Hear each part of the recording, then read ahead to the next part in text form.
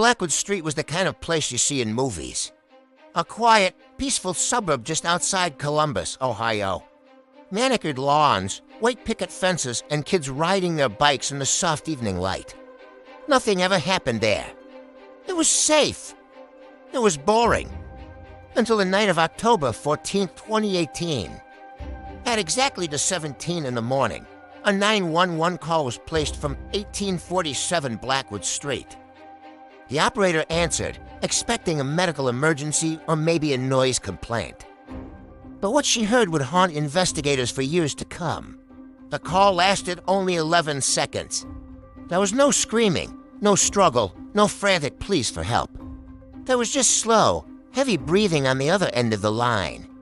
And then a single, terrifying whisper. "He's still inside the house." Then the line went dead. Police units were dispatched immediately, arriving in less than 6 minutes. The first thing they noticed was that the front door was slightly ajar. There were no signs of a break-in, no splintered wood or shattered glass. The house belonged to Emily Carter, a 32-year-old nurse who lived alone.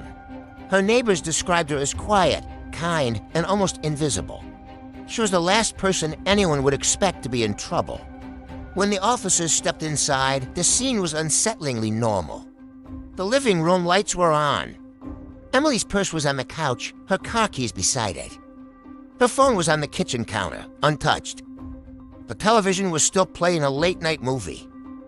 It was as if she had just stepped out of the room for a moment. But Emily was gone. The responding officers did a thorough sweep of the house. They checked every room, every corner. There were no signs of a struggle. No overturned furniture, no blood, nothing out of place. It was just silent.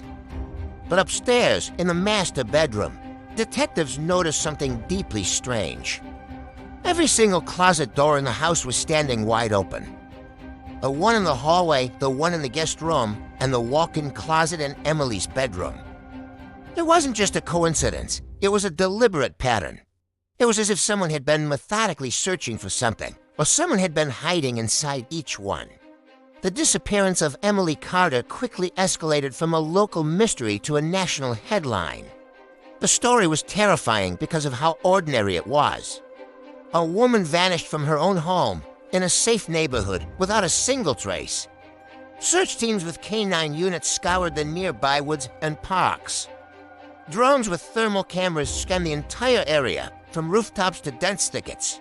The police dogs followed Emily's scent from her front door, down the driveway, and into the middle of the street, where the trail just stopped. It was as if she had been lifted into thin air. Days turned into a week, and the police had no leads, no suspects, and no answers. Then, 3 days after Emily vanished, the case took an even darker turn.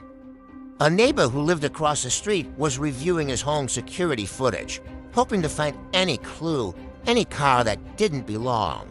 He found something far more disturbing. At 3:03 in the morning, long after police had cleared and sealed the house, his camera picked up movement. It was a shadow, a human figure, standing inside Emily's upstairs bedroom window. The footage was grainy, but the silhouette was clear. A tall, slender figure stood completely still, looking out the window, directly toward the neighbor's house. It was watching. For 6 full minutes, the figure did not move a muscle. It just stood there, a phantom in the empty house. Then, as slowly as it appeared, it stepped back into the darkness of the room and was gone. Police were stunned. They rushed back to 1847 Blackwood Street, convinced they had an intruder. They breached the door and swept the house again, this time with tactical gear. But just like before, they found nothing. No one was inside. No fingerprints, no footprints, nothing to suggest anyone had been there. But this time, something was different. One small detail had changed. Emily's bedroom closet, the one that had been left open by the initial investigators, was now closed. Inside that closet, forensics teams made a chilling discovery. On the hardwood floor, hidden from view, were deep, fresh scratch marks. They weren't from furniture. They were marks that looked like they had been made by fingernails. As if someone had been dragged out of that closet, clawing at the floor, trying desperately to hold on. The search for a missing person was now officially a homicide investigation. Finally, a breakthrough came. Crime scene investigators, going over every inch of that closet for the third time, found a single, partial fingerprint on the inside of the door jamb. It didn't match Emily, her family, or any of the officers on the scene. It was run through the national database, but there was no hit. For 6 long weeks, the case went cold again. The fingerprint was their only lead, and it led nowhere. Then, a patrol officer in a neighboring county arrested a man for a minor parole violation. His name was Daniel Reeves. As part of his processing, his fingerprints were taken and entered into the system. A few hours later, an alert flashed on a detective's computer screen in Columbus. They had a match. The fingerprint from Emily Carter's closet belonged to Daniel Reeves. Investigators looked into his history, and a horrifying picture began to form. Daniel had been arrested years earlier for stalking several women in the area. He was a predator who operated in the shadows. And they soon discovered the most terrifying detail of all. He lived only 4 miles away from Blackwood Street. He had been close the entire time. When police obtained a warrant and searched Daniel's apartment, what they found was the stuff of nightmares. They found photos. Hundreds and hundreds of them. All were taken at night from outside people's homes. There were pictures of women, families, and children, all completely unaware they were being watched. And inside a locked drawer in his desk, they found a separate collection. Photos of Emily. Dozens of them. Taken through her bedroom window in the weeks leading up to her disappearance. He had been studying her routine, her home, her life. But that wasn't the worst part. In Daniel's basement, detectives noticed that one of the drywall sections sounded hollow. They broke through it and discovered a hidden, secret room. The walls were lined with thick, soundproof panels. On the floor was a simple mattress and a coil of rope. Forensic analysis later confirmed that the rope fibers found in this hidden room were an exact match to the microscopic strands found tangled in the carpet of Emily's bedroom. Daniel Reeves was arrested immediately. During his interrogation, he was calm, collected, and even seemed amused. He smiled at the detectives the entire time. He never asked for a lawyer. He never denied his involvement. He just sat there, enjoying the attention. At the end of the interview, he leaned forward and said something that investigators still talk about today. He said, "She wasn't the first one who didn't scream." Based on this confession, authorities launched a massive search of all properties connected to Daniel Reeves. For months, they dug. In a remote, wooded area about 40 miles from the city, they finally found human remains.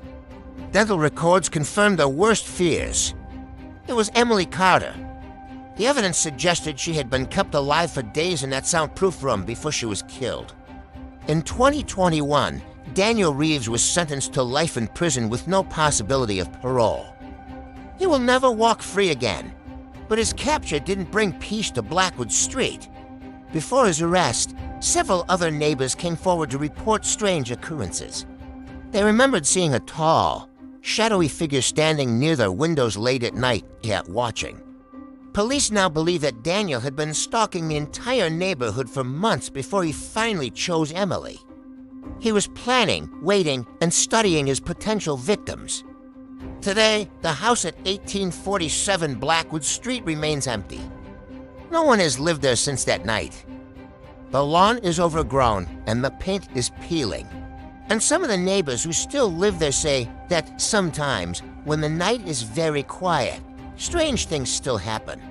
They say that at exactly 17 in the morning, the same time Emily made that fateful call, the porch light flickers on by itself. The case of Emily Carter serves as a terrifying reminder of a simple, chilling truth. Sometimes the monster isn't a stranger from far away. Sometimes he's a neighbor. And sometimes he's already inside the house. Thanks for watching.